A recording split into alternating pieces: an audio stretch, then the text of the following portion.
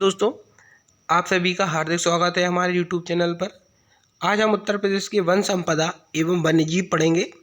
उसके पहले आप सभी में से जो भी हमारे YouTube चैनल पर नया है उससे रिक्वेस्ट है कि आप हमारे YouTube चैनल को जरूर सब्सक्राइब कर लें और उत्तर प्रदेश के आगे पिछले भी हम वीडियो डाल चुके हैं, तो आप हमारे YouTube चैनल पर जाके देख सकते हैं। चलिए शुरू करते हैं। उत्तर प्रदेश का वन संपदा एवं वन्यजीव।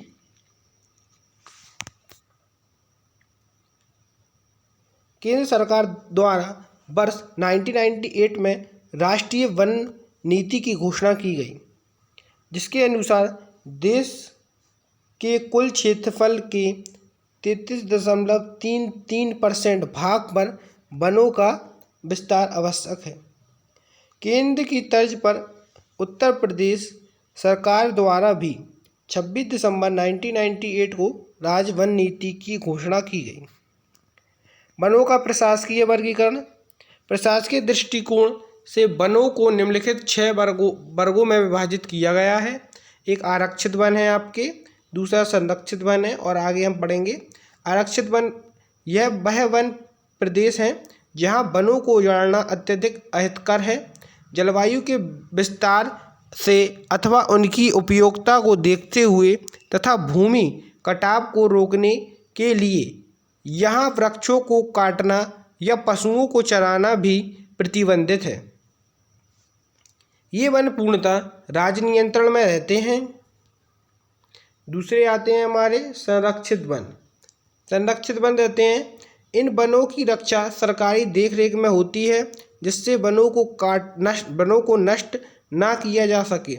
इन वनों में स्थानीय निवासियों को पशु चराने एवं लकड़ी काटने की सुविधा प्राप्त होती है। अगला है हमारा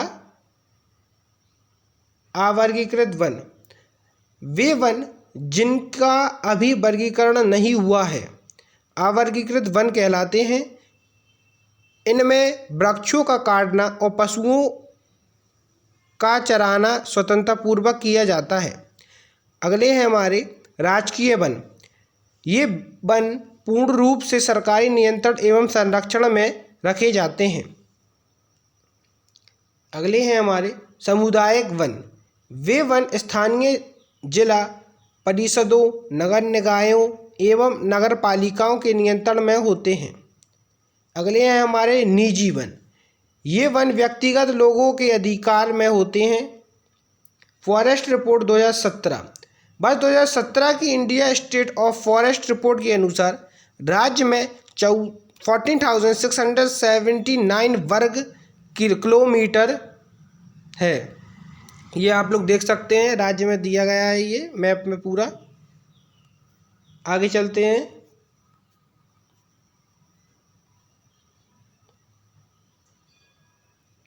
वन क्षेत्र फॉरेस्ट रिपोर्ट 2017 के अनुसार हरित क्षेत्र के अंतर्गत अति घने वन 2475, मामूली घने वन 3041, खुले वन 3727, कुल 9243। हरित क्षेत्र के बाहर अति घने वन 142, मामूली घने वन 1028, खुले वन 4266, कुल वन 5436, कुल वन क्षेत्र 14,679। इंडिया स्टेट फॉरेस्ट रिपोर्ट 2017 के अनुसार था ये। आगे चलते हैं। राज्य में वन संपदा। जनसंख्या, कृषि तथा औद्योगिकीकरण के वनों पर पड़ने वाले जैविक दबाव को ध्यान में रखते हुए प्रदेश में वन रोपण कार्य को व्यापक पैमाने पर संचालित किया जा रहा है। सामान्य रूप से प्रदेश में पाए जाने वाले वन उष्णकटिबंधीय हैं, लेकिन कुछ विशिष्टताओं के आधार पर इन्हें 3 भागों में विभाजित किया जाता है। पहले है अपने उष्णकटिबंधीय नम पर्णपाती वन।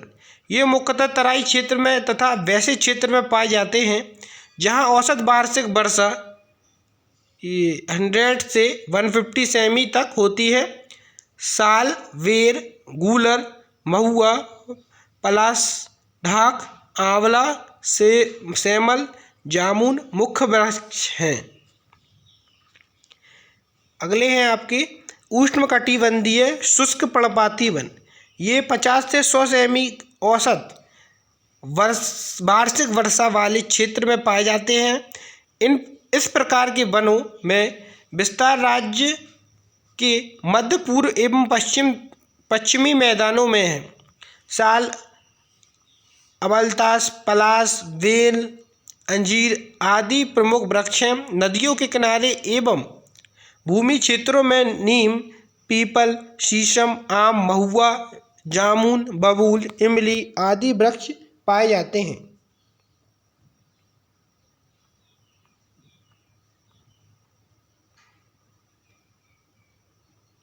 उष्णकटिबंधीय कटीले वन। ये राज्य के दक्षिणी भाग जहाँ औसत वार्षिक वर्षा 50 से 75 सेमी होती है में पाए जाते हैं। मुख्यतः बबूल एवं अन्य कटीले वृक्ष पाए जाते हैं। इनके अलावा कत्था, फुलाई, धामन, नीम, रेउनाझा, थोर आदि वृक्ष भी पाए जाते हैं, जिससे राल एवं गोंद प्राप्त होती है। राज्य की वन नीति 26 दिसंबर 1998 को उत्तर प्रदेश शासन द्वारा घोषित प्रदेश की वन नीति के महत्वपूर्ण तत्व इस प्रकार है। राज्य वन नीति का मुख्य उद्देश्य पर्यावरणीय स्थिरता एवं पारिस्थितिकी संतुलन को बनाए रखना है। वनों में आर्थिक लाभ के उद्देश्य को गौण रखा गया है। राष्ट्रीय वन नीति के अनुरूप राज्य के 1/3 क्षेत्र पर वनाच्छादित करने के लक्ष्य की पूर्ति के लिए वृहद कार्य योजना तैयार करना।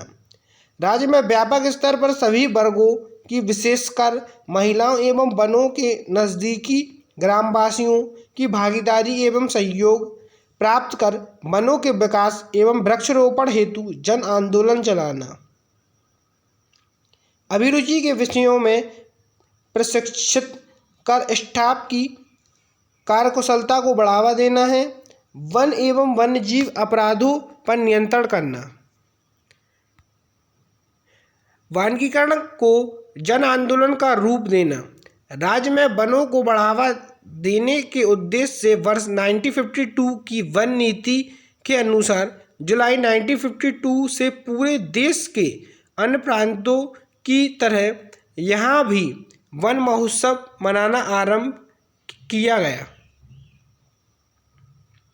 वनों से लाभ। राज्य द्वारा वनों में ठेके पर दिए जाता है, जिससे प्रदेश सरकार को आय प्राप्त होती है।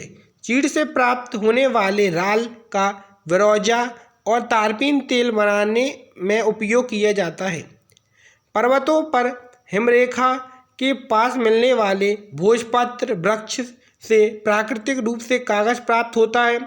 हमारे देश में प्राचीन काल से ही भोजपत्र कागज का प्रयोग होता चला आ रहा है। वनों से लकड़ी प्राप्ति के अतिरिक्त अनेक प्रकार के गौण उपजे भी प्राप्त होते हैं, जिन पर राज्य के उनके उद्योग निर्भर हैं। खैर वृक्ष के रस से कत्था बनाया जाता है। ये देखिए, खैर वृक्ष के रस से कत्था बनाया जाता है और सेमल व गुरले वृक्ष की लकड़ियों से माचिस की तीली और डिब्बी का निर्माण किया जाता है।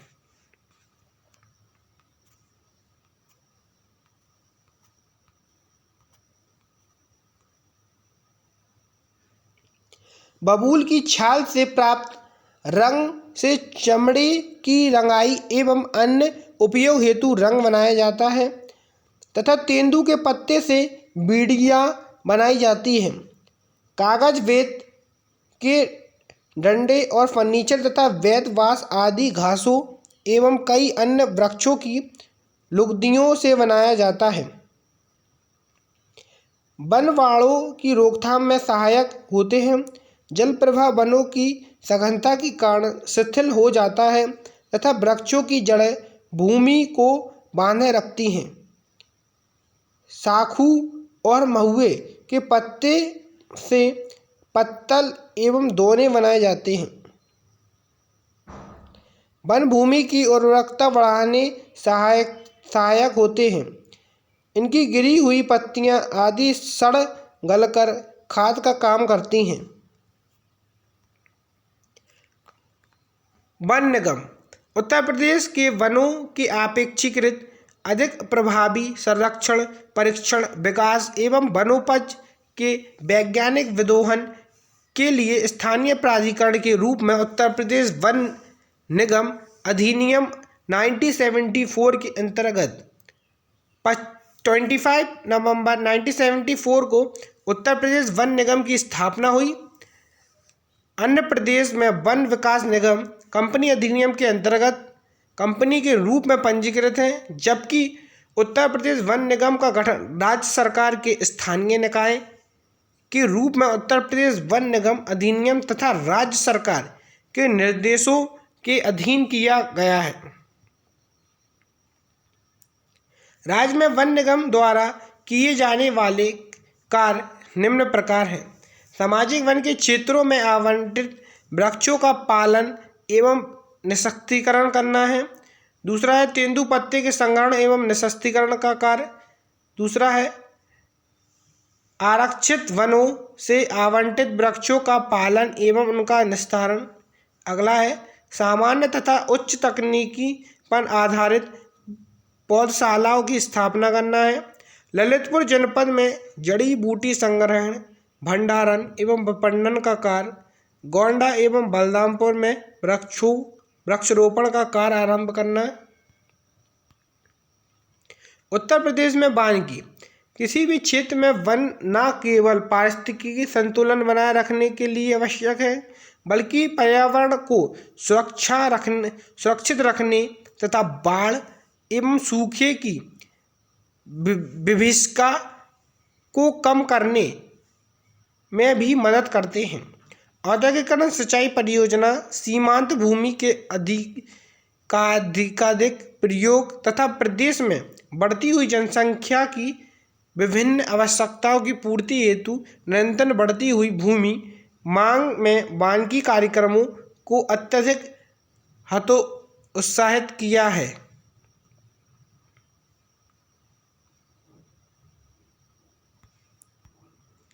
प्रदेश में वानिकी को प्रोत्साहन देने एवं वृक्षों की सुरक्षा को दृष्टिगत रखते हुए 1860 में ईस्वी में ब्रिटिश सरकार ने वन विभाग की स्थापना की थी, क्योंकि वनों से सरकार को काफ़ी आय होती थी।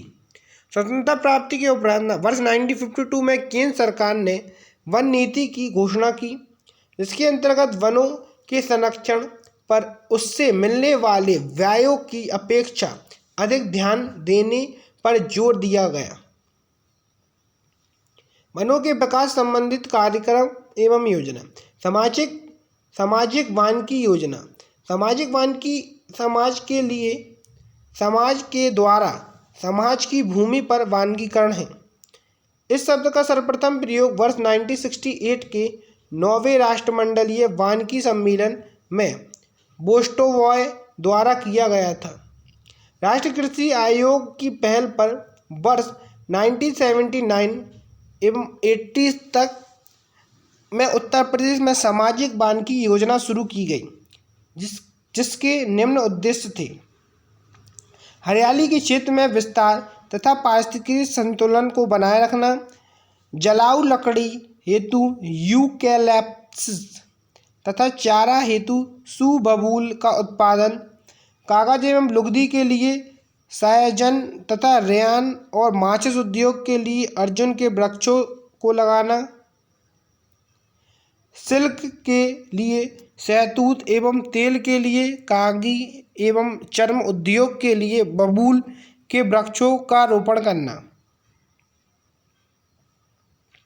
सामाजिक वानिकी के मुख्य रूप से 3 संगठक हैं। कृषि वानिकी के अंतर्गत फलोत्पादन के साथ साथ वृक्षारोपण भी किया जाता है, जैसे ईंधन, लकड़ी के वृक्ष, फसल फल वृक्ष, फसलें प्लस वृक्ष प्लस चारागाह आदि। वृक्षारोपण इस तरह से किया जाता है कि पैदावार और भूमि पर कोई असर ना पड़े। सामुदायिक या सार्वजनिक वानिकी, इसके अंतर्गत सार्वजनिक या सामुदायिक भूमियों यथा पंचायत भूमि, बंजर भूमि, सड़क, रेलवे तथा नहर आदि के किनारे की भूमि पर वृक्षारोपण किया जाता है, जिससे कि सामुदायिक के लोगों की आवश्यकता की पूर्ति हो सके।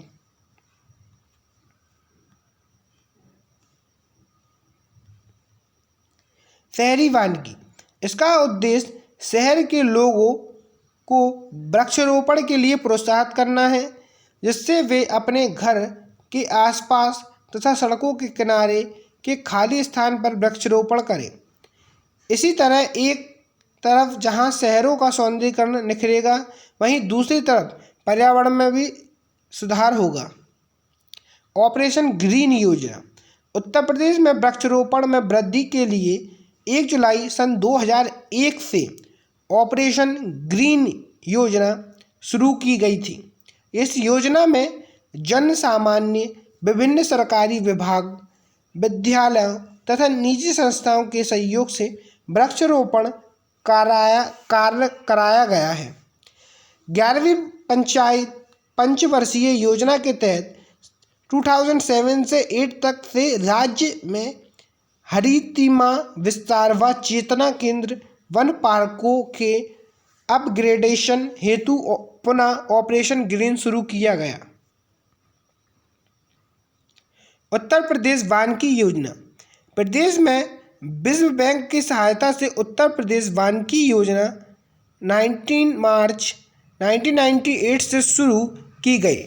इस योजना के अंतर्गत इको डेवलपमेंट के अंतर्गत दुधवा राष्ट्रीय उद्यान, राष्ट्रीय चंबल वन्यजीव विहार के समीपस्थ 40 गांवों में पहली बार सहभागिता के आधार पर माइक्रो प्लान तैयार करके ग्राम इको डेवलपमेंट समितियों के द्वारा क्रियान्वित किया गया।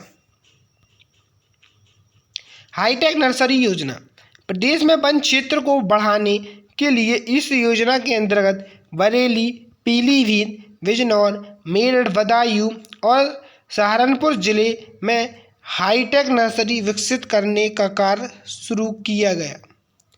सहभागी वन प्रबंधन, जापान सरकार के सहयोग से जुलाई 2010 से प्रदेश के तराई, विंध्याचल तथा बुंदेलखंड के 16 जिलों के अंतर्गत आने वाले 20 वन प्रभागों में उत्तर प्रदेश सहभागी वन प्रबंधन एवं निर्धारता उन्मूलन परियोजना चलाई जा रही है। इसके अंतर्गत वनों के किनारे बसे गांवों में संयुक्त वन प्रबंधन समिति का गठन कर उससे पौधारोपण कराने, वनोपज से ग्रामीणों की आय बढ़ाने, उन्हें ऋण मुहैया कराने, मृदा संरक्षण कराने, वनों को काटना व आग से बचाने आदि कार्य कराए जाते हैं। इनके monitoring global positioning system GPS के माध्यम से कराई जाती है। इस परियोजनाओं के तहत सोनभद्र के बेलहत्थी ग्राम में को प्रदेश का पहला ग्राम वन घोषित किया गया है।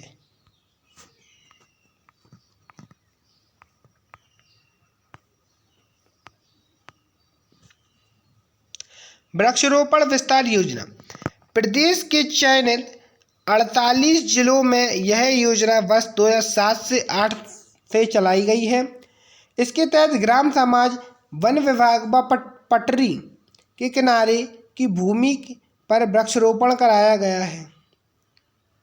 बांस रोपण एवं वन सुधार योजना, यह योजना प्रदेश के ललितपुर, चित्रकूट, महोबा, मिर्जापुर व सोनभद्र जनपदों में वर्ष 2007 से 2008 में प्रारंभ की गई है। वृक्ष बंधु पुरस्कार योजना, यह योजना वर्ष 2007 से 8 में प्रारंभ की गई है। इसमें वृक्षारोपण व वन्यजीव संरक्षण को बढ़ावा देने के लिए नागरिकों संस्थाओं को पुरस्कृत किया जाता है। वीर अब्दुल हामिद वन्यजीव एवं पर्यावरण संरक्षण पुरस्कार योजना। वृक्षारोपण बढ़ाने, वन्य जीवों तथा पर्यावरण संरक्षण के क्षेत्र में कार्य करने वाले व्यक्तिगत संगठनों को पुरस्कृत करने हेतु यह योजना वर्ष 2012 से 13 से चलाई जा रही है। इसके तहत प्रत्येक वर्ष किसी एक चयनित व्यक्ति को 1 लाख तथा किसी एक चयनित संगठन को 2 लाख का पुरस्कार व स्मृति चिन्ह अलग अलग दिए जाते हैं। वन महोत्सव योजना। केंद्र सरकार द्वारा घोषित वर्ष 1952 की वन नीति के अंतर्गत वर्ष 1952 में देश में तथा प्रदेश में वन महोत्सव मनाया जाता है। इसकी मूल थीम वृक्ष का अर्थ जल है, जल का अर्थ रोटी है और रोटी का अर्थ ही जीवन है। ईंधन एवं चारा प्रोजेक्ट। केंद्र और राज्य सरकार के बराबर सहयोग पर आधारित योजना वर्ष 1990 से 91 से चलाई जा रही है। इस योजना का मूल उद्देश्य ग्रामीण लोगों को ईंधन एवं चारा वाले वृक्षों के रोपण हेतु प्रोत्साहन एवं सहायता करना है। टोटल फॉरेस्ट कवर योजना। राज्य के 6 लखनऊ, उन्नाव, कन्नौज, मैनपुरी, इटावा व बदायूं जिले को पूर्ण रूप से हरा भरा बनाने के लिए वर्ष 2014-15 में से यह योजना चलाई जा रही है।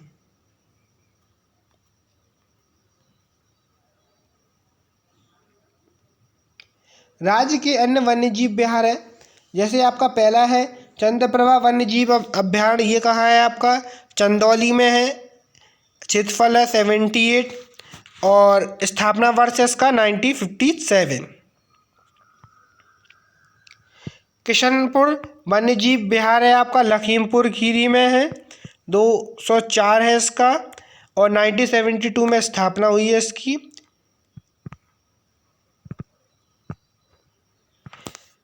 नेक्स्ट है आपका कतरनिया घाट वन्यजीव अभ्यारण्य। ये बहराइच में है, 400 क्षेत्रफल है इसका और 1976 में स्थापना हुई थी। रानीपुर वन्यजीव अभ्यारण्य ये चित्रकूट में है आपका, 230 में है और 1977 में इसकी स्थापना हुई थी। महावीर स्वामी वन्यजीव विहार ये ललितपुर में है, 5.4, 1977 में इसकी स्थापना हुई थी। राष्ट्रीय चंबल वन्यजीव अभ्यारण्य ये है आपका आगरा, इटावा और औरैया में, 635 का क्षेत्रफल है और 1979 में स्थापना हुई थी। कैमूर वन्यजीव अभ्यारण्य है आपका मिर्ज़ापुर, सोनभद्र, क्षेत्रफल है 501, 1982 में स्थापना हुई थी। हस्तिनापुर वन्यजीव अभ्यारण्य मेरठ, मुजफ्फरनगर, बिजनौर, जेपी नगर, 2073 क्षेत्रफल में ये फैला हुआ है और 1986 में इसकी स्थापना हुई थी। सोहागी वरवा वन्यजीव विहार महाराजगंज में है, 428 इसका क्षेत्रफल है, 1987 में इसकी स्थापना हुई थी।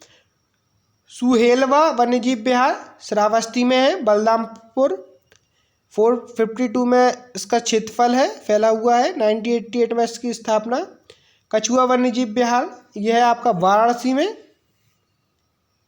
इसका क्षेत्रफल है 7, 1987 में इसकी स्थापना हुई थी।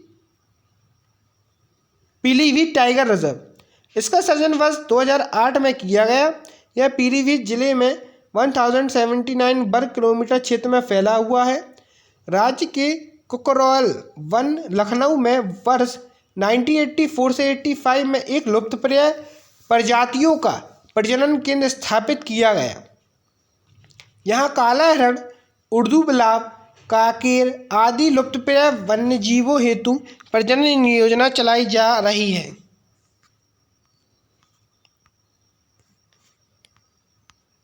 पक्षी विहार पारिस्थितिकी तंत्र में एक महत्वपूर्ण स्थान रखने वाले विभिन्न प्रजातियों के पक्षियों के संरक्षण के उद्देश्य से उत्तर प्रदेश में अब तक कुल 13 पक्षी विहार की स्थापना की गई है। नवाब पक्षी विहार उन्नाव में है, इसका क्षेत्रफल 2 है, स्थापना वर्ष हुई थी 1984 में। समसपुर पक्षी विहार रायबरेली में है, क्षेत्रफल है 8, स्थापना वर्ष है 1987। लाख बाहुसी पक्षी विहार कन्नौज में है, क्षेत्रफल है 80, स्थापना वर्ष है 1988। सांडी पक्षी विहार है हरदोई में, क्षेत्रफल है 3, स्थापना वर्ष है 1990। बखीरा वन्य जीव विहार है आपका संत कबीर नगर में, क्षेत्रफल है 29, 1990 में इसकी स्थापना हुई थी। ओखला पक्षी विहार है आपका गौतम बुद्ध नगर में, क्षेत्रफल है 4, 1990 में इसकी भी स्थापना हुई थी। समान पक्षी विहार है आपका मैनपुरी में, क्षेत्रफल है 5, 1990 में इसकी स्थापना हुई थी। पार्वती अर्गा पक्षी विहार है आपका गोंडा में, क्षेत्रफल है 11, 1990 में इसकी स्थापना हुई थी। विजय सागर पक्षी विहार है आपका महोबा हमीरपुर में, क्षेत्रफल है 3, 1990 में इसकी स्थापना हुई थी। पटना पक्षी विहार है आपका एटा में, क्षेत्रफल है 1 और 1990 में इसकी स्थापना हुई थी। सुरहताल पक्षी विहार है आपका, इसे लोकनायक पक्षी विहार भी कहते हैं, यह है बलिया में, क्षेत्रफल है 34, 1991 में इसकी स्थापना हुई थी। सुर सरोवर पक्षी विहार यह है आपका आगरा में, क्षेत्रफल है इसका 4, 1991 में स्थापना हुई थी। भीमराव अंबेडकर पक्षी विहार ये बैतीताल पक्षी विहार भी कहते हैं इसे, ये प्रतापगढ़ में है, 4.27 क्षेत्रफल में फैला हुआ है और 2003 में इसकी स्थापना हुई थी। वनों से संबंधित कार्यक्रम।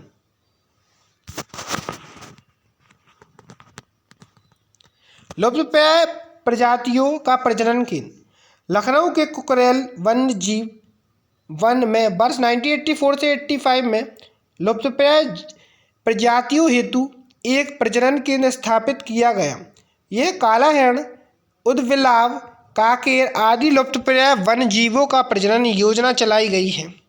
राष्ट्रीय चंबल वन्यजीव विहार योजना मगर और घड़ियाल के संरक्षण के उद्देश्य से चंबल घाटी के क्षेत्र को राष्ट्रीय चंबल वन्यजीव विहार घोषित किया गया है।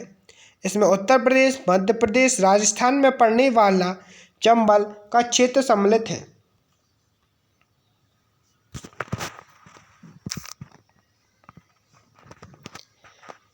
कछुआ पुनर्वास योजना गंगा नदी के प्रदूषण को रोकने के लिए चलाए जा रहे गंगा एक्शन प्लान के अंतर्गत केंद्र द्वारा पोषित यह योजना वर्ष 1986 से 87 में प्रारंभ की गई।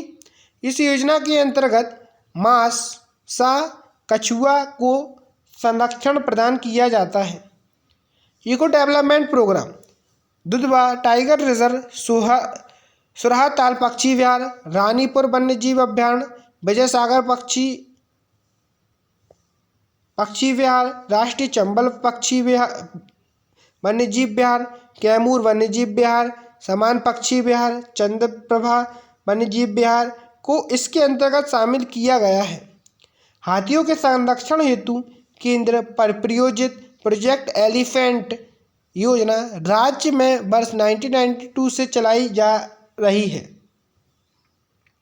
जंगली हाथियों के संरक्षण हेतु बिजनौर एवं सहारनपुर जिले के लगभग 744 वर्ग किलोमीटर वन क्षेत्र में एलिफेंट रिजर्व की स्थापना करने तथा इसका मुख्यालय बिजनौर में स्थापित करने की योजना बनाई गई है।